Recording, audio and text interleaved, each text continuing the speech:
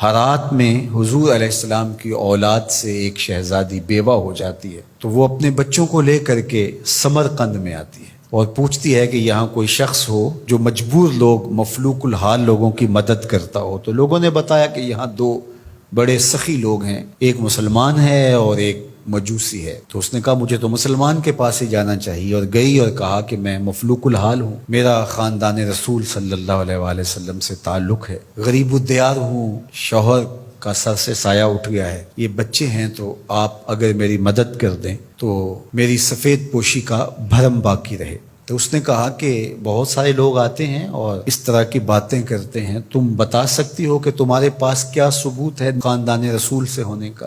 تو اس نے کہا میں مفلوق الحال ہوں، بچوں کو لے کر کے ہرات سے یہاں پہنچی ہوں، تو میں شجرہ تو ساتھ نہیں لیے پھر رہی، بس میری بات پہ اعتبار کر لیا جائے۔ اس نے کہا کہ میں تیری بات پہ اعتبار نہیں کر سکتا۔ خیر وہ وہاں سے اٹھی اور اس مجوسی کے پاس چلی گئی اور اس کو جا کے بتایا کہ مفلوق الحال ہوں، یہ میرے چھوٹے یتیم بچے ہیں، میں رسول کریم صلی اللہ علیہ وآلہ وسلم کی اولاد سے ہوں، تو آپ اگر میری مدد کر دیں۔ تو اس نے انتظام کر دیا ایک چھوٹے سے گھر کا، اور جو ضروریات کی چیزیں تھیں وہ باہم پہنچا دیں۔ یہ بھی سو گیا اور وہ مسلمان تاجر بھی سو گیا۔ ابن جوزی لکھتے ہیں کہ جب رات ہوئی تو اس مسلمان تاجر نے، سخی نے، خواب میں جنت کے منظر کو دیکھا کہ ایک خوبصورت محل ہے جس کے پاس حضور نبی رحمت صلی اللہ علیہ وآلہ وسلم کھڑے ہیں۔ تو یہ آگے شوق سے بھرا اور کہا حضور یہ محل اگر آپ مجھے عطا کر دیں۔ تو فرمایا یہ ایک مسلمان کا ہے۔ تو کہا میں بھی تو مسلمان ہوں۔ فرمایا تیرے مسلمان ہونے کا ثبوت کیا ہے؟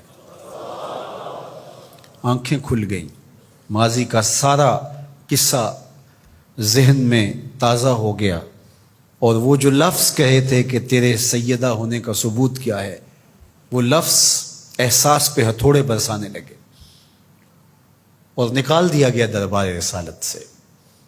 صبح ہوئی تو ڈھونڈتا پھرتا ہے کہ کل یہاں کوئی سید زادی اپنے بچوں کو لے کر کے آئی تھی، کسی کو پتہ ہو تو لوگوں نے بتایا کہ وہ فلاں مجوسی ساہوکار اور سخی جو ہے اس کے پاس ہے۔ تو وہ گیا اور دروازہ کھٹکھٹایا اور قدرے غسیلے انداز میں کہنے لگا کہ ہمارے نبی کی بیٹی ہے اور آپ کو حق نہیں پہنچتا ہے، ان کی خدمت ہمارا ہی حق ہے، بلکہ کہا 300 دینار لے لو اور جلدی کرو ہمارے سپرد کر دو۔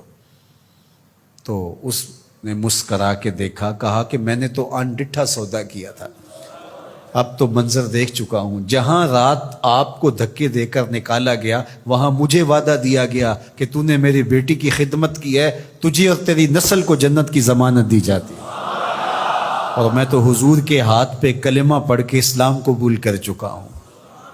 اللہ اکبر۔ نسبت رسول کا احترام، محض نسبت رسول، عمل تو بعد میں آتے ہیں۔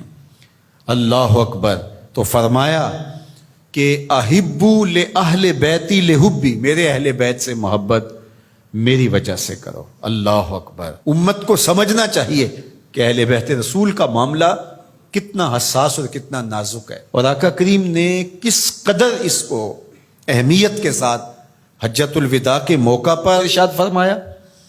اور دوسرا، حضور علیہ السلام نے مقام خم پر باقاعدہ خطاب کرتے ہوئے ارشاد فرمایا، یہ مکہ اور مدینہ کے درمیان ایک جگہ ہے، الا ایھا الناس، اے لوگو، انما انا بشر یوشک ان یاتی رسول ربی فاجیب، فرمایا کہ میں بشر ہوں، موت کا فرشتہ پیغام لے کر میرے پاس بھی آئے گا اور میں رب کے بلاوے پر حاضر ہو جاؤں گا۔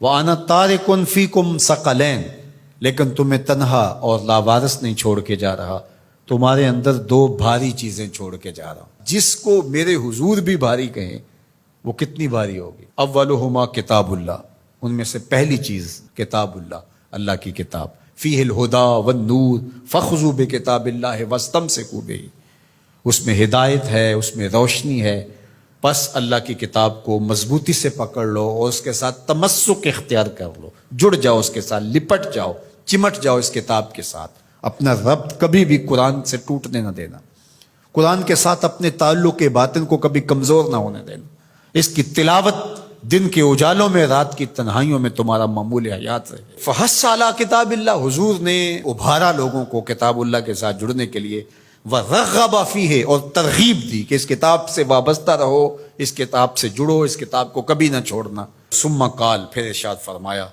وَأَهْلُ بَيْتِي، اور میرے اہل بیت، اذکرکم اللہ فی اہل بیتی، اذکرکم اللہ فی اہل بیتی، اذکرکم اللہ فی اہل بیتی، 3 مرتبہ فرمایا، میں تمہیں اپنے اہل بیت کے بارے میں اللہ سے ڈراتا ہوں، تذکیر کرتا ہوں، نصیحت کرتا ہوں کہ میرے اہل بیت کے معاملے میں کوتاہی نہ کرنا۔ 1 بار نہیں کہا، 2 بار نہیں کہا، 3 بار فرمایا۔ نگاہ نبوت کچھ دیکھ رہی تھی کہ لوگ کربلا کے اندر شہزادگان رسول کو شہید کرنے کے درپے ہوں گے، اور اہل بیت نبوت کی عظمتیں لوگوں کو ہضم نہیں ہو پائیں گی۔ تو حضور نے 1 بار نہیں، 2 بار نہیں، 3 بار فرمایا کہ میرے اہل بیت کے معاملے کے اندر ان کی حساسیت اتنی ہے کہ کوتاہی کا ارتکاب نہ کرنا۔ اہل بیت نبوت کا معاملہ بہت حساس ہے، بہت ہی حساس ہے۔ یزید پلیت نے اہل بیت کے ساتھ ٹکر لے کے اپنی عاقبت بھی برباد کر لی، اور اپنی دنیا بھی برباد کر لی، اور اپنی نسلوں کو بھی بدبودار بنا لیا اس نے۔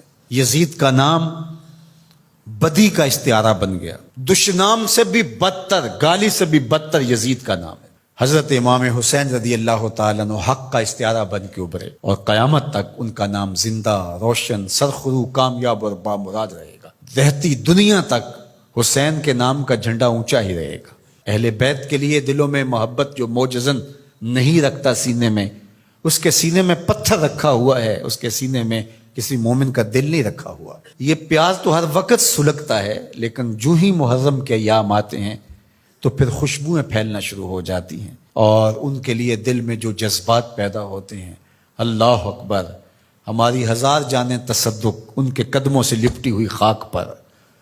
دین کے جھنڈے کو جس طرح انہوں نے اونچا رکھا، سرخرو اور سر بلند کیا، قیامت تک یہ امت خراج پیش کرتی رہے گی، اور محبتوں کے نذرانے ان کی چوکھٹ پہ پیش کرتی رہے گی۔